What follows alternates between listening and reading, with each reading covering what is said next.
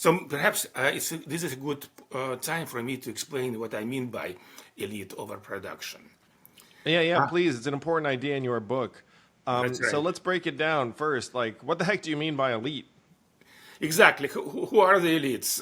Simply put, it's a neutral thing. It's not good people, bad people.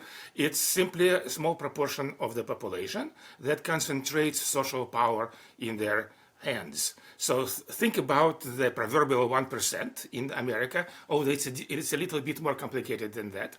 But also, Mandarin class in Imperial China, or if you go back into the past, military nobility in England, France. So these are people with power. And the next question you want to ask about elite is the dynamics of it. How are they reproduced and recruited? That's the key question. There's always more people who want to be to acquire elite positions, the positions of power. So we call such elite wannabes elite aspirants. All right, and that's normal, and some competition is good. However, sometimes in societies, the number of elite aspirants begins to grow rapidly and completely overwhelms the number of power positions. We saw this happen in 2016 when there were 17 Republican candidates in the presidential primaries.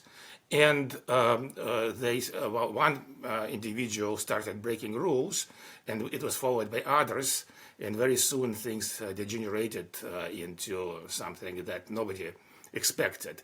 But that's a normal outcome. We see this in medieval societies. We see this in periods preceding such, breakdowns like French and Russian revolutions. American Civil War is another example. In all the run-ups to this huge crisis, there was a very severe problem of elite overproduction. And that is what led to the breakdown of social norms, and eventually it led to bloodshed. So you have a very compelling picture of what comes next.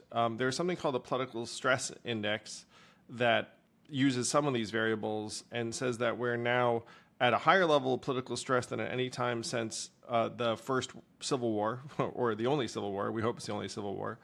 And in your book, End Times, you talk about what you think is coming now, according to the data and the model. So if you had to describe to someone what you think is coming next, what do the next number of years hold in store? First of all, I want to make a comment that getting into crisis, it's like a ball rolling down a narrow valley. So there's no place to go, which is why I was fairly confident about making prediction back in 2010.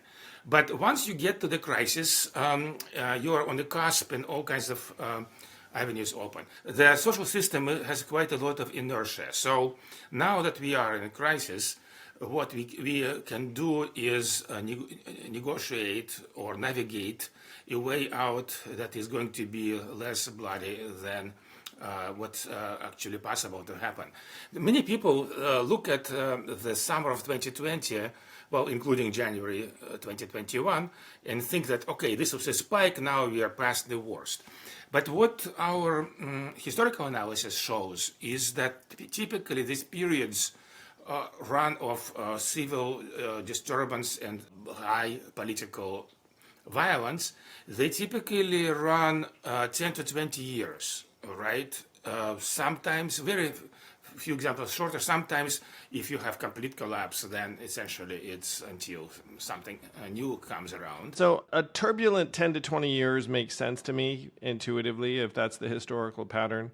I am now trying to put forward a more positive brand of politics that gets beyond the two-party back and forth that I think is going to be kind of the flashpoint for a lot of this turbulence. It's going to be animating the hostility in various ways. Now, there are a bunch of common sense things I think you'd want us to be doing. And so if you had to just make a couple of policy recommendations that you think, hey, either before, during, or after this turbulent period, like this is what's going to bring us back together, like what does that list look like? Well, I'm not going to make specific policy recommendations. Let me explain. We do have several positive examples, and one of them you mentioned. It's United States during the Progressive and then New Deal era. It turns out, if you look at the data, that 1920 or so, there was a huge peak, plus minus several years, a huge peak of instability in the United States, which was quite similar to 1850s. But this time around, the elites managed to avoid another civil war that the New Deal did. What they did, well, first of all, they gave power to workers to organize and negotiate. They imposed minimum wage, which kept, and it kept increasing it.